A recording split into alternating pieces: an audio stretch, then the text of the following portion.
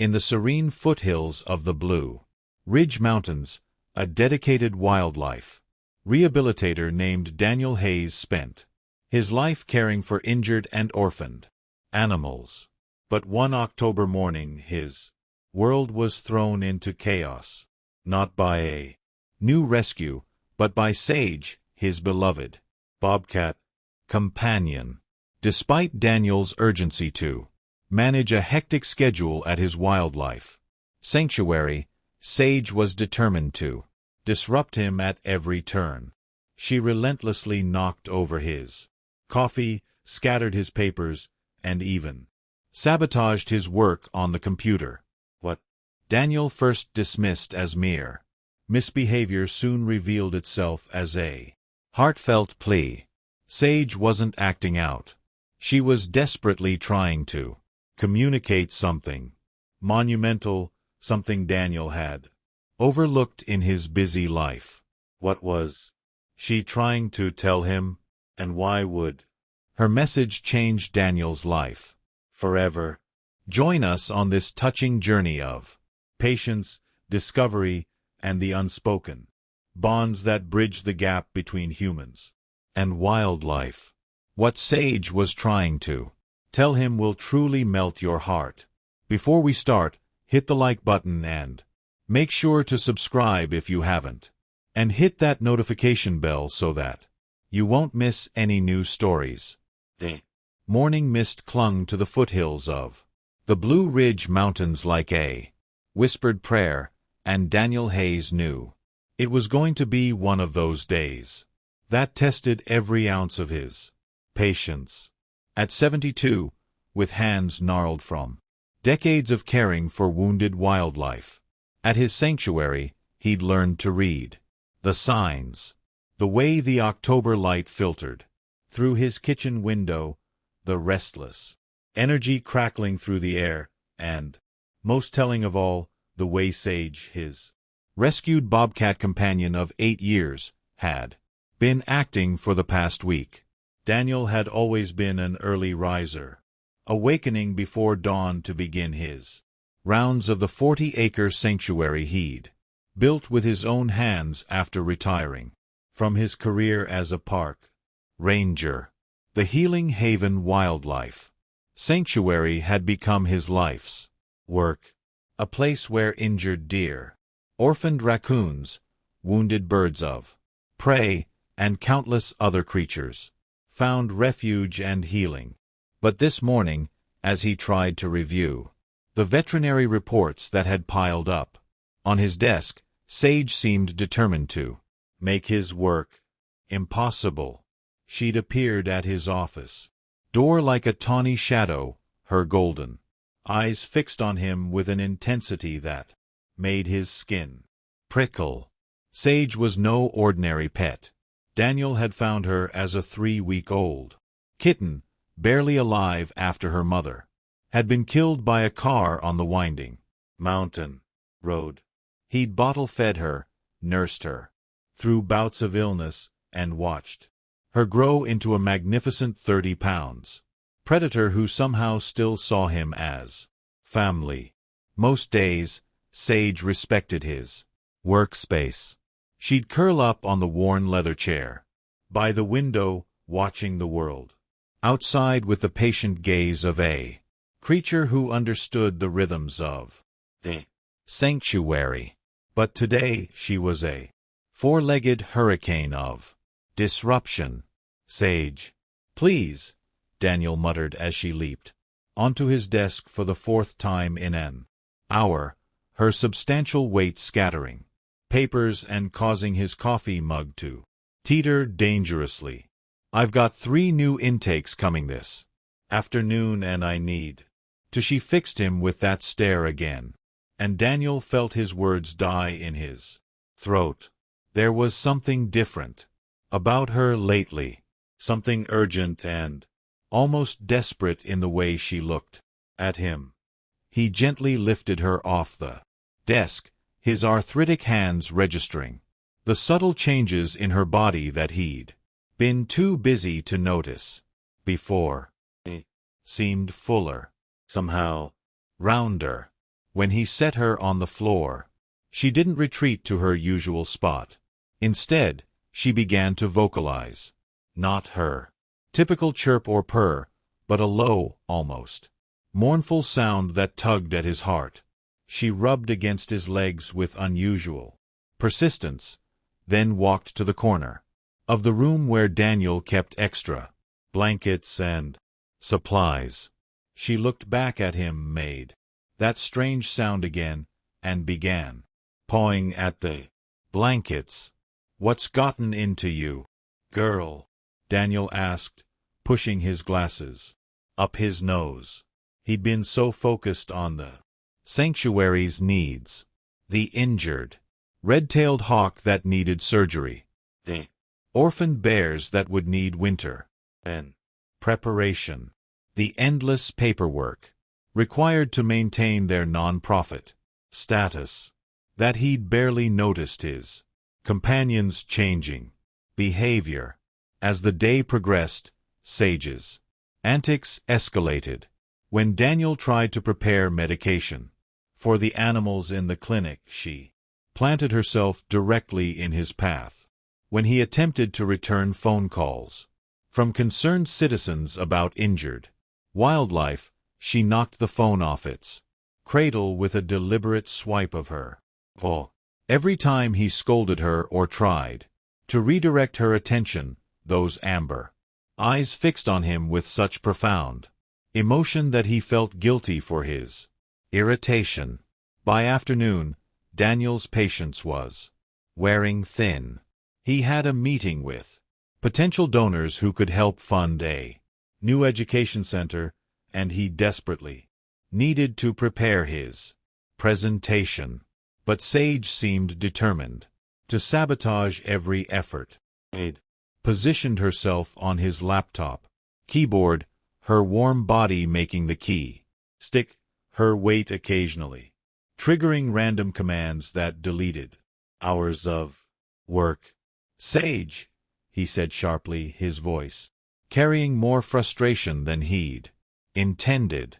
"I don't know what's wrong with you, but I need you to—" He stopped mid-sentence. The bobcat had recoiled at his tone, her ears flattening against her skull. And for the first time since he'd known her, Daniel saw something in her eyes that looked like hurt, real, genuine hurt.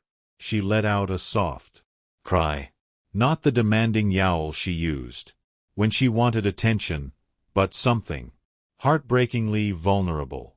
Ashamed of his outburst, Daniel reached out to stroke her head, but Sage was already moving. She jumped down from the desk and patted to the corner again where she'd been going all day. This time, Daniel really watched her. She sniffed at the pile of blankets, then began to knead them with her front paws, the way cats do when they're settling in for sleep.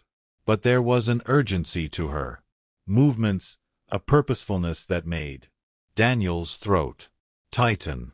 Suddenly, like a punch to the gut, understanding hit him. How could he have been so blind? He was a man who'd spent his entire adult life working with animals, reading their behaviors, understanding their needs. How had he missed something so fundamental?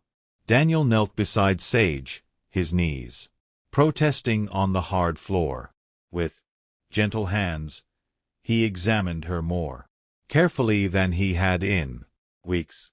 Her belly was definitely rounder, her teeth slightly enlarged, her recent appetite changes, her sudden need for constant reassurance, her obsession with making a nest in that corner. It all made perfect sense now. "Oh, Sage," he whispered, his voice thick with emotion, "you're going to have babies." At his words, she looked up at him with such relief and trust that Daniel felt his eyes fill with tears. She'd been trying to tell him in the only way she could. For weeks, her instincts had been screaming that she needed to prepare. that she needed his help, that something momentous was coming, and he'd been too caught up in his own worries to listen. The realization brought with it a flood of memories. Sage hadn't been spayed. Daniel had always planned to have it done, but her wild nature and the risks of surgery on a bobcat had made him hesitant. He'd been careful to keep her contained during what he assumed were her heat cycles. But last spring, during a particularly severe thunderstorm that had damaged part of the sanctuary's fencing, she must have gotten out for a few hours. Daniel's hands shook as he reached for his phone to call Dr. Patricia Williams, the wildlife veterinarian who'd become a dear friend over the years. Patricia had helped him with dozens of animals, but this felt different.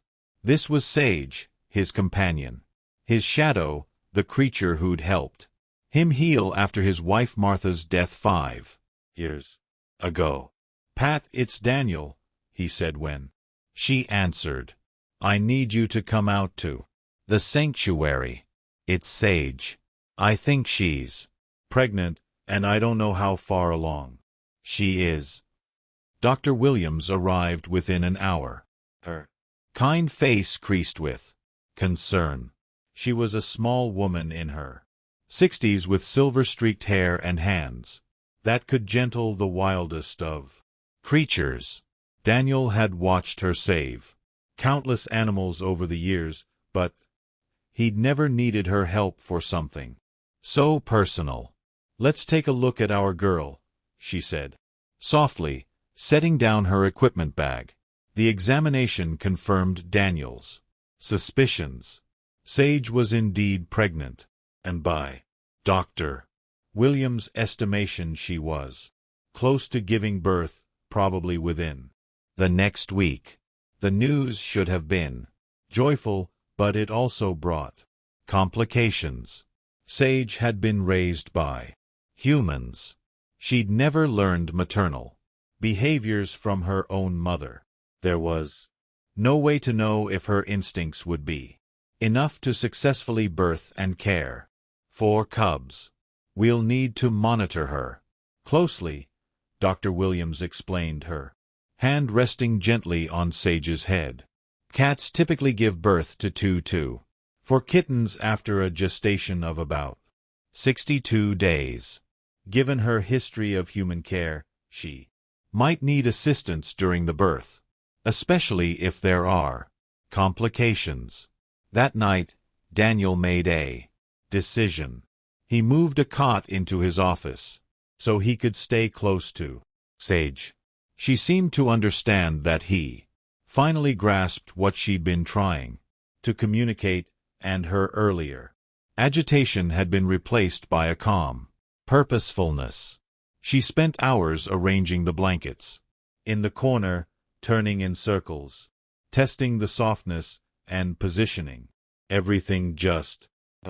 Daniel watched her with a mix of awe and anxiety. This wild creature, who could take down a deer if she chose, was preparing to become a mother with the same careful attention to detail that any human parent might have. She'd been trying to tell him for weeks that she needed his help, that she trusted him to be there for the most vulnerable moment of her life. As the days passed, Daniel reorganized his entire schedule around Sage. He postponed meetings, delegated tasks to volunteers, and essentially put the rest of the sanctuary's operations on autopilot. Some might have called it excessive, but Daniel understood something that few people could.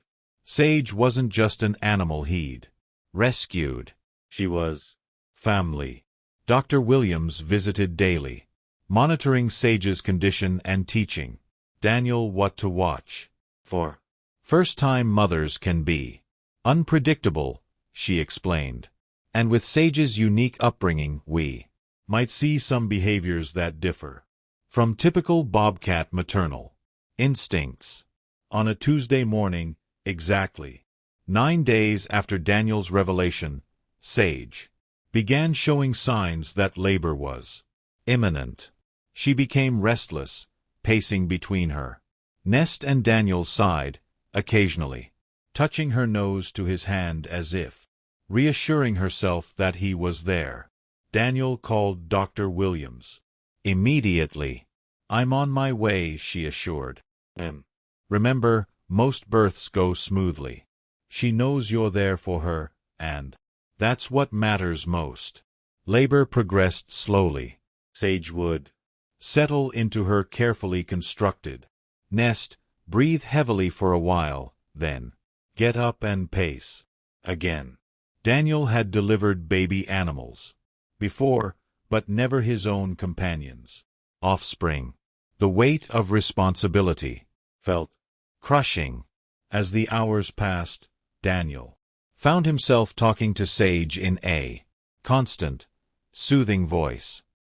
He told her about the day he'd found her, tiny and mooing, her eyes still closed. He reminded her of their adventures together, the time she'd chased a bear cub up a tree just to play, the way she'd curl up with him during thunderstorms, the morning routine they'd developed over the years where she'd wait patiently while he made coffee before joining him on the porch to watch the sunrise. Dr. Williams arrived just as Sage's first kitten made its appearance. Daniel had expected the overwhelming fear he'd felt when Martha had given birth to their children decades ago. But instead, he felt a profound sense of privilege. Sage had chosen him to witness this moment, to be her support system during the most natural and yet miraculous event in the animal kingdom. The first kitten was perfectly formed, tiny and gray spotted like its mother. Sage immediately began the careful process of cleaning it, her rough tongue stimulating its breathing as its tiny mews filled the quiet room. Daniel felt tears streaming down his face as he watched her work with such focused intensity. 2 more kittens followed over the next hour, each birth seemingly easier than the last. By evening, Sage was settled in her nest with 3 healthy babies, all nursing contentedly, as she purred with a deep, satisfied rumble that seemed to vibrate through the floorboards. "They're perfect," Dr. Williams whispered, careful not to disturb the new family. "And look at her. She knows exactly what to do." Daniel could only nod, overwhelmed by emotion. Sage looked up at him from her nest, and in her eyes was a gratitude so profound it took his breath away. She'd trusted him completely, had tried for weeks to communicate her needs, and even when he'd failed to understand, she'd never given up on him. Over the following weeks, Daniel watched in wonder as Sage raised her kittens. She was attentive, but not overly protective. Somehow, understanding that Daniel posed no threat to her babies, she'd actually bring them to him sometimes, carrying them one by one in her mouth to his chair, as if she wanted to share them with the human who'd been her family for so long. The kittens grew quickly, their eyes opening at about 10 days old, revealing bright blue irises that would eventually change to amber like their mothers. Daniel found himself enchanted by their tiny personalities emerging. One was bold and adventurous, another careful and observant, the third affectionate and social. As the weeks turned into months, Daniel faced a decision he'd been dreading. The kittens were bobcats, wild animals who would need either specialized captive care or eventual release to appropriate territories. After much consultation with Dr. Williams and wildlife authorities. He arranged for 2 of the kittens to go to accredited wildlife facilities where they could serve as educational ambassadors, helping people understand and appreciate their species. The 3rd kitten, the smallest and most social of the 3, stayed with Daniel and Sage. She'd bonded not just with her mother, but with Daniel himself, and Dr. Williams agreed that separating them might cause more stress than keeping them together. Daniel named her Hope for the hope she represented for her species, for the hope she'd brought to his life, and for the hope that other people might learn to see wild animals not as nuisances or threats, but as fellow creatures deserving of respect and protection. Months later, as Daniel sat on his porch, watching Sage teach Hope how to hunt toy mice in the garden, he reflected on everything that had happened. He'd nearly missed one of the most important moments of his companion's life because he'd been too busy, too focused on other things, too absorbed in his own concerns, to really see what was right in front of him. Sage had taught him a lesson that went far beyond wildlife care. It reminded him that sometimes the most important communications come not in words, but in actions, in persistence, in the faith that those who love us will eventually understand what we're trying to say. She'd trusted him to be there for her when she needed him most, even when he failed to understand at first. The sanctuary continued to thrive, but Daniel ran it differently now. He paid closer attention to the subtle signals, the small changes in behavior that might indicate an animal's needs. He made time for the individual relationships that had drawn him to wildlife care in the first place. Most importantly, he never again underestimated the depth of connection possible between human and animal. Sage hadn't just been trying to tell him she was pregnant. She'd been asking him to be part of one of nature's most sacred moments. She'd wanted to share her joy, her vulnerability, her trust. As evening painted the Blue Ridge mountains in shades of gold and purple, Daniel watched his extended family, Sage, Hope, and all the other creatures who called the sanctuary home, settle into their nighttime routines. The weight of their trust still humbled him, but he no longer carried it as a burden. Instead, it had become his greatest honor. Sage padded over to where he sat, Hope following close behind in that endearing way young animals mimic their parents. She rubbed against his legs, purring that deep rumble that always reminded him of distant thunder, then settled beside his chair as she had thousands of times before. But now Hope climbed into his lap, her small paws kneading his jeans. As she settled in for the evening, Daniel stroked both bobcats, marveling at how something that had started as such frustration, Sage's disruptive behavior, her apparent defiance, had led to one of the most profound experiences of his life. She'd been trying to tell him something that would indeed melt his heart, that their family was about to grow, that she trusted him completely, with the most precious thing in her world, and that sometimes the most beautiful communications come not in words, but in the patient persistence of love. As the first stars appeared in the darkening sky, Daniel understood that Sage had given him more than just the privilege of witnessing birth. She'd reminded him that in a world increasingly disconnected from nature, there still existed bonds that transcended species, communications that required no language, and love that asked for nothing more than understanding. The sanctuary around them settled into peaceful quiet, filled with the gentle sounds of animals safe and cared for. And in that moment, Daniel knew that every frustrating minute of Sage's seeming misbehavior had been worth it, for the gift she'd ultimately given him, the reminder that sometimes the most important messages come from the heart, and that love in all its forms always finds a way to make itself understood.